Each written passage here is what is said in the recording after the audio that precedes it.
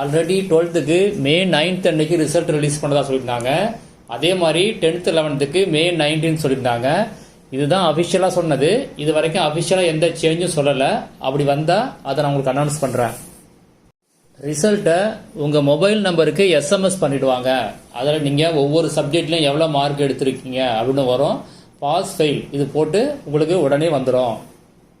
Result வந்த உடனே இல்லைன்னா 2 or 3 days பிறகு உங்களுக்கு ப்ரொவிஷனல் மார்க் ஷீட் வந்து ரிலீஸ் பண்ணுவாங்க. ப்ரொவிஷனல் மார்க் ஷீட் அப்படிங்கிறது ஒரிஜினல் மார்க் ஷீட் கிடையாது. ஒரிஜினல் மார்க் ஷீட் இஷ்யூ பண்ணுற வரைக்கும் இந்த மார்க் ஷீட்டை நீங்கள் யூஸ் பண்ணிக்கலாம். அதுக்கு பிறகு இதை யூஸ் பண்ண முடியாது.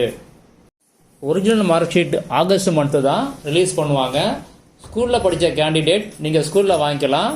அரியர் பிரைவேட் கேண்டிடேட் நீங்கள் எக்ஸாம் எங்கே அப்ளை பண்ணீங்களோ அங்கே போய் ஒரிஜினல் மார்க் ஷீட் வாங்கிக்கலாம். அதே மாதிரி ப்ரொவிஷனல் மார்க் ஷீட்டை ஸ்கூலில் படித்த கேண்டிடேட் ஸ்கூலில் வாங்கிக்கலாம். அரியர் பிரைவேட் கேண்டிடேட் ஆன்லைனில் நீங்கள் டவுன்லோட் பண்ணிக்கலாம்.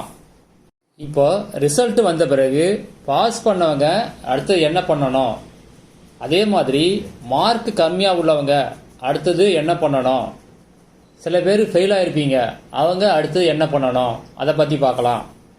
முதல்ல +2 பாஸ் பண்ணவங்க உங்கள் ப்ரொவிஷனல் மார்க் ஷீட்டையும் டிசியும் வச்சு நீங்கள் காலேஜுக்கு அப்ளை பண்ணலாம். காலேஜில் ஜாயின் பண்ண பிறகு ஒரிஜினல் மார்க் ஷீட் எப்போ வருதோ அப்போ நீங்கள் ஒரிஜினல் மார்க் ஷீட்டை அங்கே சப்மிட் பண்ணுற மாதிரி இருக்கும்.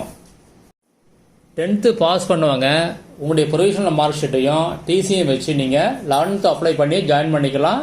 11th ஜாயின் பண்ண பிறகு ஒரிஜினல் மார்க் ஷீட் வந்த பிறகு நீங்கள் ஒரிஜினல் மார்க் ஷீட்டை அங்கே சப்மிட் பண்ணுற மாதிரி இருக்கும். அடுத்தது எக்ஸாமில் மார்க் கம்மியாக எடுத்தவங்க என்ன பண்ணலாம் அப்படின்னு பார்க்கலாம். அடுத்தது மார்க் கம்மியாக உள்ளவங்க என்ன பண்ணலான்னு பார்க்கலாம். நீங்கள் இம்ப்ரூவ்மெண்ட் எக்ஸாம் இப்போ எழுத முடியாது, ஏன்னா அந்த ஸ்கீம்லாம் இப்போ கிடையாது. அதனால் நீங்கள் ரீவேல்யூஷன் ரீடோட்டலிங் போகலாம். இதுக்கான ஃபார்ம் வந்து ஆன்லைனில் டவுன்லோட் பண்ணி என்னென்ன சப்ஜெக்ட்டுக்கு எழுத போகிறீங்களோ அதுக்கு நீங்கள் ஃபீஸை கட்டி ஸ்கூலில் படித்த ஸ்டூடெண்ட் ஸ்கூல் மூலமாக அப்ளை பண்ணணும். ப்ரைவேட் அரியர் கேண்டிடேட் ஸ்டூடெண்ட் என்ன பண்ணணும் அப்படின்னா நீங்கள் ஏற்கனவே எங்கே எக்ஸாமுக்கு அப்ளை பண்ணீங்களோ அங்கே பண்ணணும். ரீவேல்யூஷன் முடிஞ்ச பிறகு மறுபடியும் ரிசல்ட்டு டிக்ளேர் பண்ணுவாங்க. அதாவது யாரார் ரீவேல்யூஷன் எழுதுனாங்களோ அவங்களுக்கு மட்டும் டிக்ளேர் பண்ணி அவங்களுக்கு மறுபடியும் ஒரு ப்ரொவிஷனல் மார்க் ஷீட்டு இஷ்யூ பண்ணுவாங்க.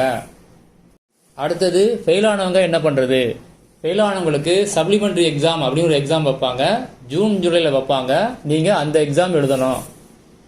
10th ஃபெயில் ஆனவங்க இந்த எக்ஸாம் எழுதி ஸ்கூல் ஜாயின் பண்ண முடியுமா +1 அப்படின்னா கண்டிப்பாக ஜாயின் பண்ணலாம்.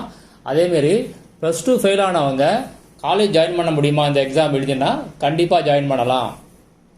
இதுக்கு எப்படி அப்ளை பண்ணுறது அப்படின்னா ஸ்கூலில் படித்த ஸ்டூடெண்ட் ஃபெயிலான ஸ்டூடெண்ட் என்ன பண்ணுறதுனா ஸ்கூல் மூலமாக நீங்கள் அப்ளை பண்ணிக்கலாம். அரியர் பிரைவேட் கேண்டிடேட் இவங்க என்ன பண்ணலாம் அப்படின்னா ஆல்ரெடி நீங்கள் அப்ளை பண்ண சென்டரில் எக்ஸாம் சென்டரில் போய் அப்ளை பண்ணணும். இப்போ தான் நியூவாக நீங்கள் அப்ளை பண்ண போகிறீங்க அப்படின்னா அதுக்கான லிஸ்ட் ஒன்று இருக்குது. அந்த லிஸ்ட்டு பார்த்து நீங்கள் அதில் அப்ளை பண்ணணும். இந்த வீடியோ டிஸ்கிரிப்ஷனில் ஒரு லிங்க் கொடுத்துருக்கேன். என்ன லிங்க் அப்படின்னா பழைய வீடியோஸோட லிங்க் கொடுத்துருக்கேன். யாருக்காவது டவுட் இருந்துச்சுன்னா ஒரு தடவை உள்ளே போய் செக் பண்ணி பார்த்துங்க.